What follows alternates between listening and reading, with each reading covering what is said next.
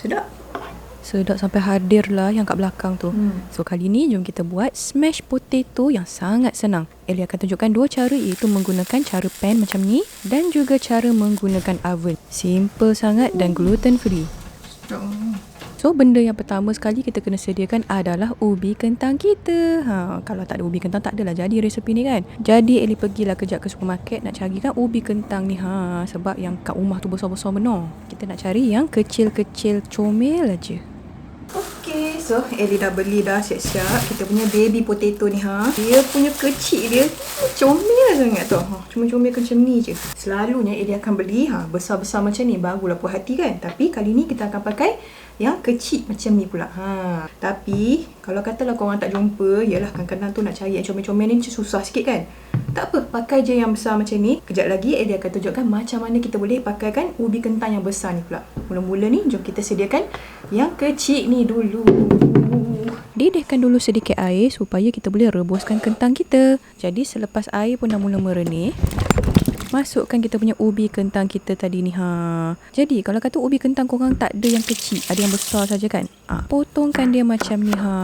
Agak-agak macam saiz ubi kentang kecil kita tadi tu lah. Dan kemudian rebuskan sahaja. So seterusnya jom sediakan bahan marinade kita ni pula. Ambilkan sedikit bawang merah dan juga bawang putih. Kupaskan kulit dia dan lepas tu potongkan dia senipis yang mungkin. Nangis kau. Sedih sangat hari ni potong bawang hari ni. Dan seterusnya jangan lupa juga untuk potongkan bawang putih kita. Kemudian sediakan satu bekas dan masukkan sedikit minyak. Ellie pakai minyak zaitun. Dan kemudian masukkan kembali bahan yang kita potong tadi tu. Seperti bawang merah kita ni. Dan juga sedikit bawang putih. Dan kemudian masukkan sedikit gula atau pemanis alternatif. Sedikit garam. Sedikit black pepper. Chili powder. Lepas tu Ellie masukkan sedikit daun parsley nak rasa segar sikit. Dan kemudian masukkan sedikit cuka makan. Dan kemudian gaulkan dia sehingga sebati. Okay, so dah masukkan semua bahan ni kan. Sebenarnya cuka makan tadi tu kan, kalau kata korang ada balsamic vinegar lagi sedap. Tapi kalau kata tak ada pun tak apa, kita pakai cuka makan biasa je. Memang tema dia kali ni adalah nak pakai bahan-bahan yang confirm ada dekat rumah korang lah. Jadi tahu sangat lah kalau katalah ada satu ke dua bahan yang susah nak cari, nanti mesti korang tak nak buat kan. So kita punya kentang ni pun dah elok dah rebus. Tak payah lama sangat pun. Bila dah empuk elok tu, bolehlah kita angkatkan. So ambilkan kita punya pot tu dan tuangkan ke dalam bekas macam ni. Kita akan keluarkan semua ubi kentang kita tu. Dan kemudian Ellie akan lalukan dengan sedikit air sejuk supaya dia tak terlalu panas. Dan kemudian toskan kita punya ubi kentang dan masukkan ke dalam bahan marinade kita tadi tu. Bekas Ellie ni macam kecil sangat ni. So elok masukkan dekat dalam bekas yang agak besar sikit lah. Dah hampir siap dah. So kita boleh panaskan oven kalau kata korang gunakan oven. Dan susunkan ubi kentang kita dekat atas baking tray macam ni. Yang ini untuk cara oven Kalau kata cara kuali tunggu dulu. Alright, so dah siap dah susun semua ni. So sekarang ni kita nak lenyetkan dia. Nak lenyetkan dia senang saja. Kita akan menggunakan sebarang gelas yang bersih macam ni pun dah okey dah. Tak perlu nak ada pelenyet tu. Sebab kita nak permukaan bawah ni betul-betul rata macam tu. Okay, so tekankan saja. Disebabkan kita dah rebuskan ubi kentang kita tadi tu, sebab itulah dia macam lembut saja macam ni. Tapi kalau katalah yang kita potong tu dia nampak macam susah sikit nak lenyet, tak apa, lenyetkan dia pelan-pelan sahaja. Rasa satisfying sangat tekan benda ni. Macam bila kau geramkan orang tu kan. Allahuakbar. Jangan sampai berlubang pula meja je. So Ellie perasan kalau kata yang jenis yang kita potong tu kan, dia macam susah sikit nak tekan. Jadi kalau kata susah kan, korang relaikan sikit menggunakan sudu ke garpu ke, lepas tu baru tekan. Baru senang sikit. Nampak? Kalau katalah korang nak pakai senduk pelenyet tu kan, tak ada masalah, boleh sahaja. Tapi kalau kata gelas ni semua orang ada lah kan. So selepas kita dah lenyetkan semua tu, sekarang ni letakkan lebihan marinade kita tu. Jangan ditinggalkan.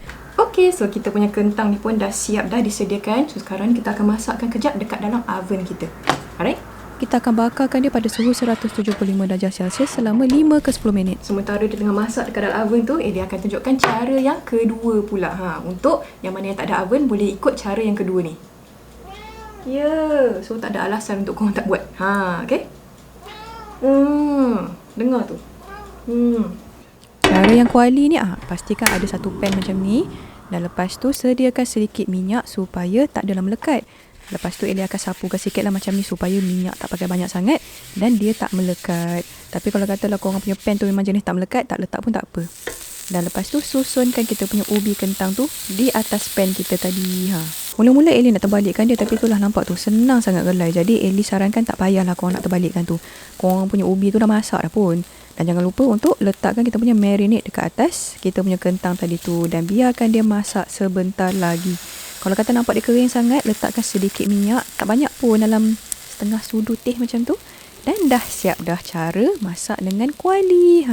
So lepas tu teruslah hidang sahaja. Senang je kan? Jangan lupa juga untuk tengokkan ubi kentang kita dekat dalam oven tu. Nampak tu elok sahaja. So kemudian keluarkan kita punya ubi kentang tu daripada oven dan terus hidang. Tak perlu nak tunggu dia sejuk-sejuk sebab ubi kentang macam ni sedap sangat makan waktu dia panas-panas. Kalau kata sejuk, panaskanlah dekat dalam microwave ke apa kan. Cara mana satu yang korang suka? Cara kuali ataupun cara oven? So dah siap dah kita punya resepi smash potato kita ni. Senang saja kan. Sekarang ni Ellie dah letakkan sebelah ni adalah cara yang kita masak dengan pan tadi tu. Dan sebelah ni pula kita buat dengan oven tadi. So jom kita tengok apalah beza antara tekstur oven dan juga kuali. Kalau kata masak menggunakan kuali, selalunya dia macam belah atas, belah bawah je kan. Tapi sebab kita dah rebus tadi, kita punya kentang ni sebenarnya dah masak. Jom kita rasa pula. Kita rasa yang kuali dulu. Mix sikit. Dan kulit-kulit dia sekali. Tak nak sudah, aku rasa je. Okay. Lembut, sedap. Kentang pun lembut. Lepas tu dia punya seasoning itu just nice je. Masam-masam daripada bawang dan juga cuka tu. Sedap. Jom kita rasa yang oven ni pula. Lembut weh. Sedap. Rasa dia lebih kurang sama je. Apa yang Ellie nak cakapkan, sama ada korang pakai kuali ataupun oven, insyaAllah rasa dia akan sedap sahaja. Cuma kalau katalah ada pilihan antara dua, sama ada korang nak pakai kuali ataupun oven, Ellie akan sarankan pakai oven. Sebab apa? Sebab satu, dia punya masak dia lebih menyeluruh. Nombor dua, bila korang masak pakai oven, korang tak payah nak godek-godek dah. Bila korang kena godek-godek tu, dia akan relai sedikit lah macam dekat mana yang kita nampak dalam kuali tadi tu. Tapi yalah, relai-relai dia macam mana pun, lepas tu korang makan sama juga kan. Okey je sebenarnya, tak ada masalah. Satu lagi, bila korang masuk dekat dalam oven, lepas tu korang bolehlah buat kerja-kerja lain. Nak pergi basuh pinggan ke, nak tengok TV ke, nak mengemas dapur ke kan. Daripada korang kena masak kat kuali tu, korang kena tengok aja, nak pastikan dia masak dengan elok. So, itu sajalah resepi kita kali ni. Simple sahaja tapi sedap, memang sedap. Sama ada korang nak makan dia saja pun boleh, ataupun korang nak pair kan, ataupun gabungkan dengan resepi lain. Macam contohnya chicken chop ke. Alright, so jangan lupa untuk like, share dan juga savekan resepi ni. Selamat mencuba. Bye-bye.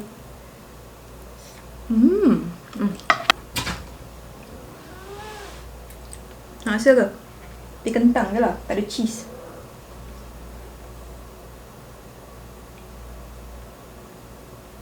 Dah agak dah.